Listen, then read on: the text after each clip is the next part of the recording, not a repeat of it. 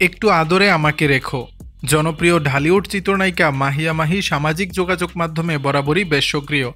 প্রায়ই তিনি তার ব্যক্তিগত জীবন, অনুভূতি বা কাজের বিভিন্ন আপডেট ভক্তদের সঙ্গে শেয়ার করে থাকেন।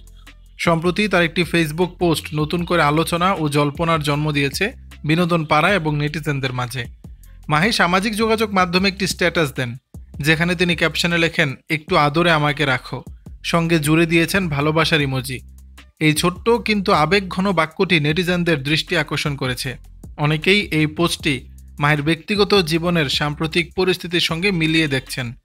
ভক্তদের একাংশ মনে করছেন এই স্ট্যাটাসের মাধ্যমে মাহি হয়তো তার জীবনের শূন্যতা, একাকিত্ব প্রকাশ করেছেন। কেউ কেউ আবার মন্তব্য করেছেন এটি হয়তো কোনো গানের লাইন বা সিনেমার সংলাপও হতে পারে। তবে মাহি নিজে এ বিষয়ে নির্দিষ্ট করে কিছু বলেননি।